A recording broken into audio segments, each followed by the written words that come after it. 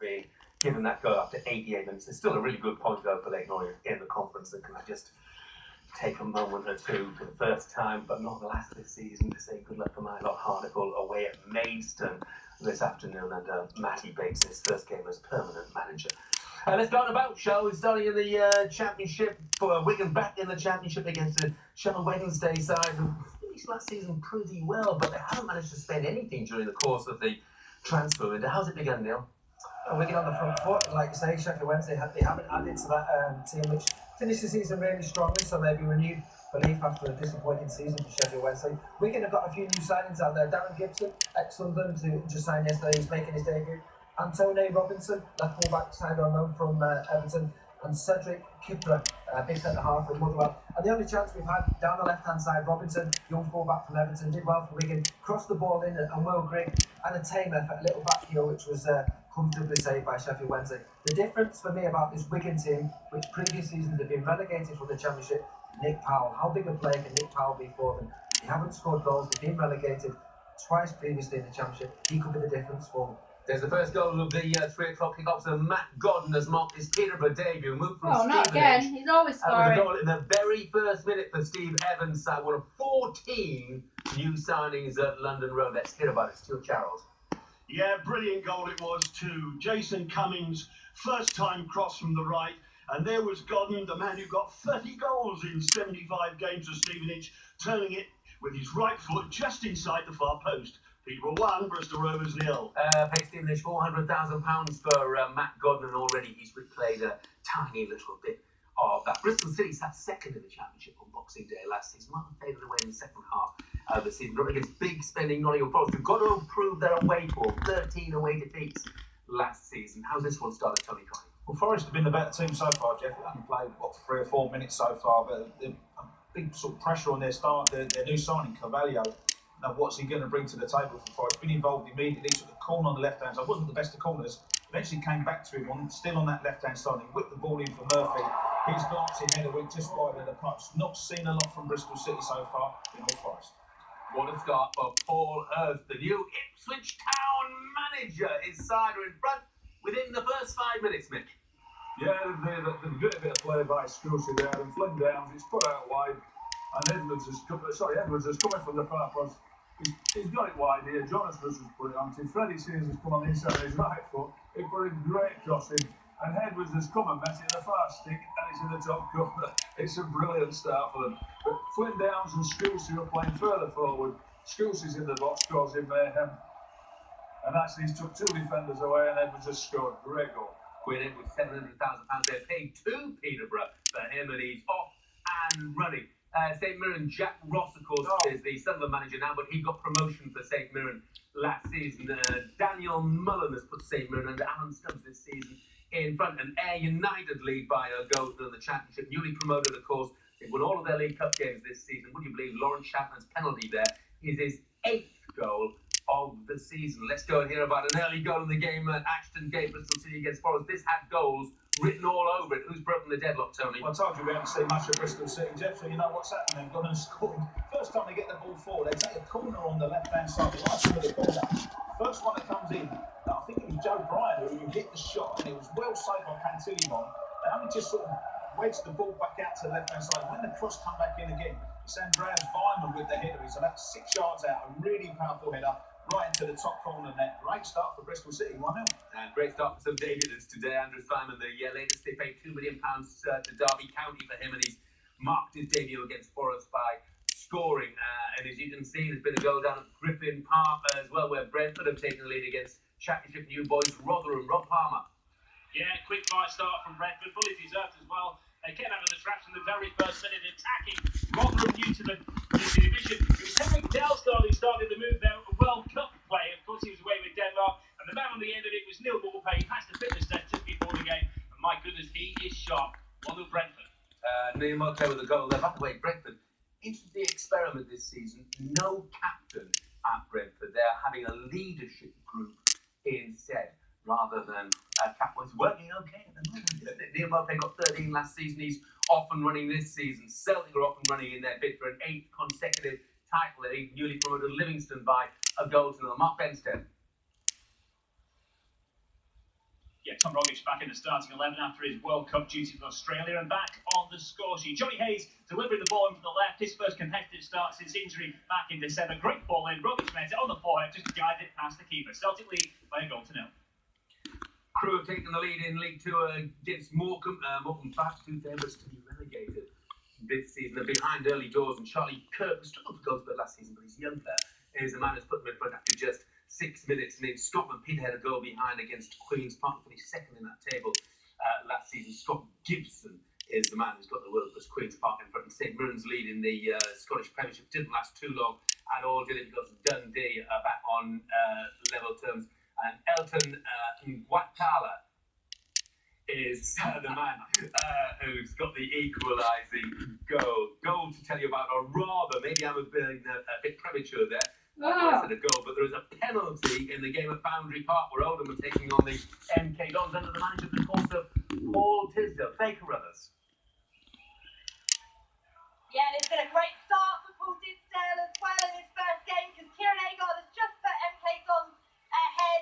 Williams was brought down in the box, touchdown, blatant penalty. Agard stepped up and scored it. 1-0 to the MK Dons. 1-0 to the MK Dons then, so it's a great start. 23 times last season. Paul Tisdale, 12 years at Exeter, so times changing. Kieran Agard, the man's put them in front. Oldham, 21 seasons at the third level of English football, but relegated last season. Now, what about West Bromwich Albion? A lot of people wishing Darren Moore well this season, I think, in his job. Permanent manager of West Bromwich Albion. Now 11 points in 6 games they took from him at the end of last season. Just not quite enough to keep them up. They're playing Bolton Wanderers today. How's it begun, Ian? Well, certainly positive from Darren Moore's point of view. Got the ball down, certainly into Jay Rodriguez out wide. A couple of really good deliveries from Matt Phillips. So they've corner after corner, 3 corners in a row here. Not the greatest delivery. Actually, surprised me because Matt Phillips took them rather than Chris Brunt. Probably in swing has got a big chance here. Oh, really well cleared by Wheater. But there's a real threat on the counter attacks. That man, Sammy Amiobi, who I think a lot of clubs looked at. The manager signed on a new 2-year deal. He just had a little clash with a defender and needed treatment. But it's a lively game. They've been very energetic at West Brom. Very good. Can't sort out who got that Leighton Orient goal. We thought first of all Josh Coulson was taken away from him, given the Craig players, been taken away from Craig Clay now as well, and given there's a Liam Hogan own goal. What the heck, Leighton Orient got a point from their trip to the Northwest. Edinburgh City had taken the lead against Albion Rovers. Blair Henderson has scored from the penalty spot. Let's go down to the Danish Army. Millwall were fantastic at home last season, just missed out on the playoffs and drew 3 points off the playoffs last season. Middlesbrough, of course, they missed out in the playoffs last season. Let's see who started the better. Johnny Phillips. Millwall have started the better, carrying on where they finished off last season with that great win at Aston Villa, at home to Aston Villa on the last day.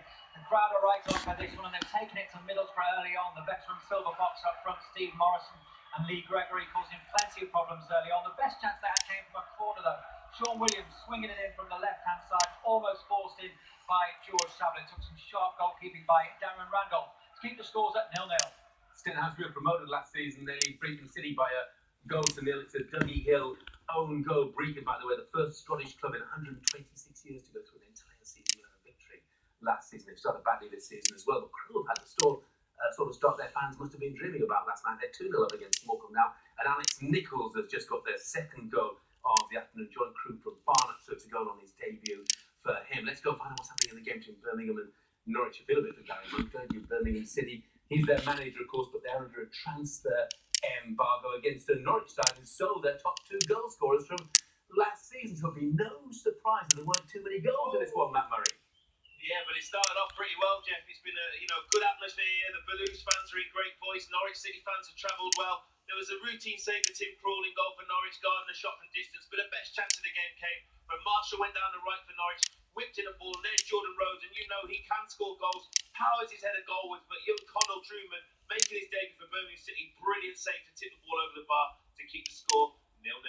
Wigan really strong at home last season, and maybe they're going to be really strong at home again this season, Neil. Yeah, they got the opening goal and deserved it. They started the game really, really bright. We mentioned about them having a few debutants out there, and the young left back, Anthony Robinson, he picks the ball up on the edge of his own penalty. He runs. He ends up in the left wing position, almost a dead ball area. He crosses the ball. Sheffield Wednesday clear it, and the first to react is Michael Jacobs. He takes a touch, he hits his shot, takes a slight deflection, and it's just enough to beat the Sheffield Wednesday goalkeeper Dawson, and that's the opening goal for Wigan, 1-0.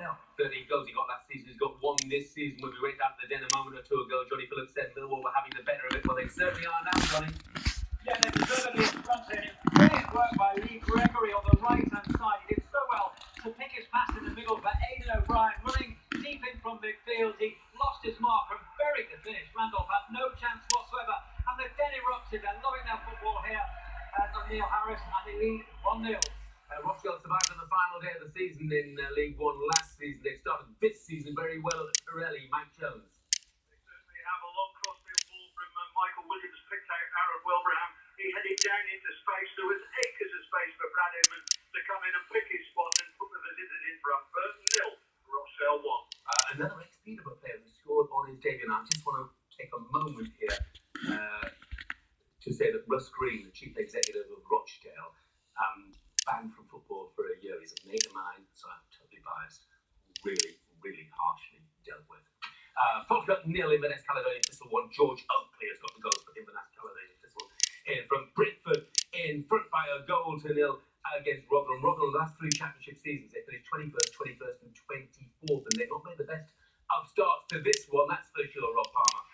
Yeah, they have nightmares about last time they came here as well. It's their relegation season. They lost 4-2 and were virtually down, and they are rocking on their heels at the moment, Rotherham. Then a couple of chances all in quick succession for Neil Warpay, who scored that opening goal, and also to Chris Metham, but the goalkeeper stood his ground, kept it out, but it's all Brentford at the moment. All Brentford. I wonder how things have started on the detail. Queen's Park Rangers, Steve McLaren is in charge now. But remember, this Queen's Park Rangers side had to come to a £42 million settlement with the EFL for breaching financial fair play regulations in the 2013-2014 season. So they won't have been splashing the cash. How's it started, Bianca? Well, it's North End who are looking the better team at the moment. They've had a couple of great chances. They're dominating the ball well. The first chance came from Tom Barkhays, and he puts in a lovely low ball across the box. Callum Robinson on the left-hand side, completely unmarked, had plenty of time, but he curled his shot just wide. And then Barkhays again on the edge of the box has a pop, but it strikes the top of the net. It's North End who are looking better. QPR not the races yet. 0-0. Tyler Wood was 5th lowest, by the way, from Nottingham Forest. He hasn't messed around before getting on the score sheet, as he's put them in front against Newport. John Temple.